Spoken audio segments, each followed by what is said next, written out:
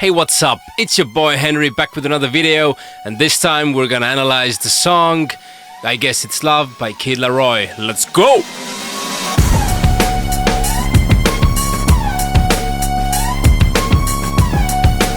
So, the other day I was checking out the new Music Friday playlist by Spotify, and I really wanted something fresh, something new, which I can analyze and learn something from. So I was scrolling it through from top one to down, and it was boring. And then about like 10 to 20 mark, there was Kid LAROI, and with his new song, I Guess It's Love. And damn, like straight away, this moved me and really clicked, especially the drums, the vibe. It was just such a positive, good sounding song. And that's the point here, to comment and analyze the songs which really move something in you or really make you feel something. So this song did it. Let's get straight to it. So what do we have here? We have a classic short song by nowadays standards, I guess. 2 minutes and 18 seconds. I think this is really on point. It's a nice, fresh breath of air between the other songs as well. They tell what they mean. The lyric gets you, the song gets you, and that's it. Tempo 155. Again, really nice, fresh tempo. It's a little bit faster than the trap tempo, and a little bit slower than D&B. So really cool, bouncy vibe just in between. The song is in G major. It's a love song, so it has to be the major key, very positive one. And the chords are C major 7, B minor 7, and A minor 7. And in G major, they are the 4th, 3rd, and 2nd chord, right next to each other. And again, like from Ashes to New, where the direction was 6, 7, 1, now we're going down. But music-wise, the positivity stays there really good. So definitely it's not going downwards, but more upwards. And I really enjoy the energy and positivity of this song. When we take a look at the structure, first I started analyzing the instrumental part, and then 3 different sections came out. Like one is this pre-chorus, then there's chorus, and then there's verse. That's it, basically. That's the song. But when I actually got a little bit more into it and started to think that, hey, what's happening with the vocals? That is there anything vocally as well which kind of hints you that, okay, now you're in this part and now you're in second part? And what I found out is that vocally the structure is a bit different, and that's really cool. Kid LAROI really frees himself from the rigid boundaries of structure by instrumentals, and just flows over top of it, whatever feels good. So we start with a pre-chorus, 8 bars of that, and then basically instrumentally I will call it like chorus section.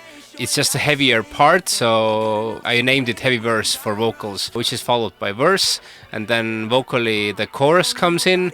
But actually what happens in the instrumentally, then it's the same pre-chorus which was in the intro.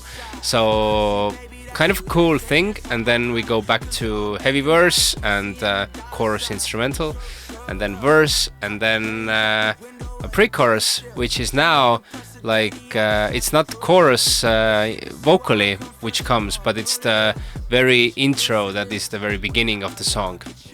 And after that, actually first time we get this chorus lyrics and vocals on top of the chorus beat, which was previously used in heavy verse when we talk about vocals.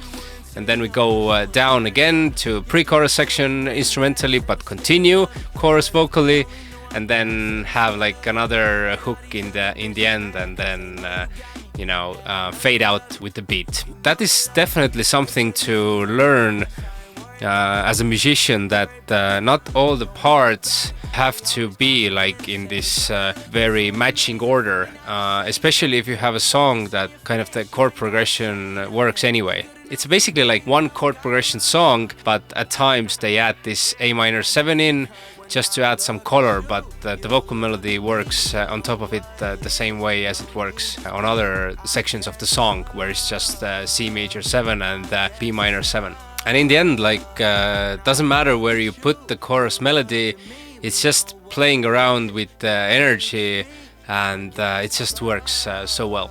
And when talking about energy, we have to talk about the drums, which actually got me to this song. I'm a drummer myself, so this is the one thing I notice the most, and I instantly, when hearing about different beats, I can hear how they are played and what's behind them. So this is very cool. This song basically just has one beat. It comes and it goes, and then in between this beat, there is like this backgroundish drum beat. Somewhere very behind, low frequencies are only audible. So really refreshing. So simple. There's no shakers, not anything added on top of it. It's just a beat. And as a drummer, it makes me really happy because the times are back when there's just drums and there's just groove and there's just, a beat that is guiding the song. And this real beat is really making me click. I'm starting to realize that maybe the trap days are over for me. Maybe they are starting to be over for the rest of the people as well. So we are actually hearing more classic sounding, like real sounding drums. And that's just a good thing. I really like that we're going back to it.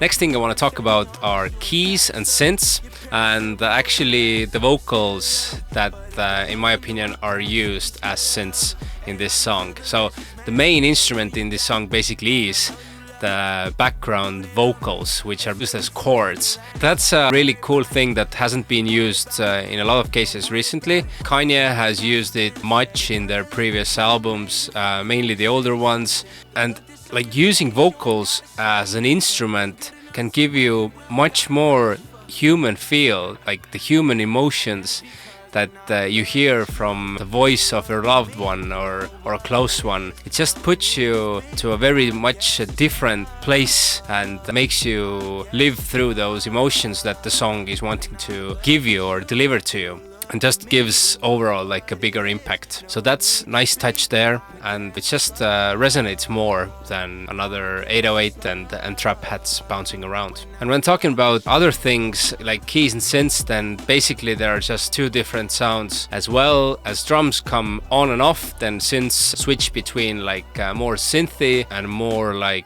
piano or keys type of sound. So they switch between different parts, and when you see also in the chart, then some pre-choruses might have keys on it, but in the next one they are switched to synth and so on. So this is like a nice touch as well, that they just play around with it, make the vibe more interesting, just adding some touches, some changes to make the song more interesting for the listener and just help with the vibe by not making it boring. Take a look what happens with 808 and bass. They're switching between like real played bass and an 808, and this is a cool add-on to the overall energy and sound. So usually how people do is like, okay, if there's a layer in the verse, then let's add another layer in the chorus and make it bigger.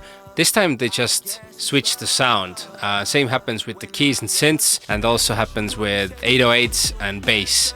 One is really like natural, groovy, and 808 is much more badass, bringing more this cool energy in the chorus and on the heavier parts of the song. It boosts everything more than the natural, more chill, groovy bass. Well done here as well.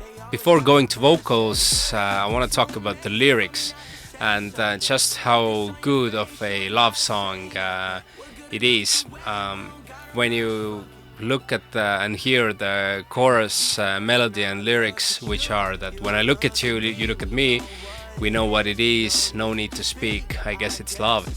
So that's exactly the feeling what you get from watching a loved one. It doesn't matter if that person is happy or sad or angry or whatever feeling the other person is going through. When you look to her or his eyes, then you understand that whatever is going on, you love this person, and this song is kind of showcasing that feeling, and for me it really hits the spot. But it has a nice touch with the music video where they a little bit mock the nowadays culture and how everybody goes under the knife having plastic surgeries etc., but keeping this romantic feel inside of it. Even through they're living through this plastic life, they are loving each other, and it doesn't matter how judgmental the society is. I'm doing my life, we're doing our life together, and who cares what's there. So really nice lyrics and really nicely played out music video, which adds like a small twist to the love story. And when going to actually vocal melody, so good vocal harmonies are complementing the rap verse. And the chorus as well, it's just sung so easily. You get this easygoing vibe, worry-less emotions, and it's very mellow, nice, easy. Nothing particular about the melody, just a very chill, nice song. And in the very end, we kind of get like a B chorus or another hook with the woes, and that's a thing that we have seen in basically all of the songs I have analyzed, is just adding this second hook to the song to make more sing-alongy places for the listeners and just make them get more from one song. And this song is just above 2 minutes, and still you get so much things, although it's a very simplistic overall arrangement. So again, like a very solid song. I really liked it. It's such a positive song, giving me this summer vibe, which is hopefully soon around the corner, at least here in Europe. It's coming, and the better days are coming, and positivity overall is up in the air. So thanks, Kid LAROI, for that. 8 points for you out of 10. Let's see what's next there, and let's continue analyzing the songs. If you have some suggestions, leave a comment below.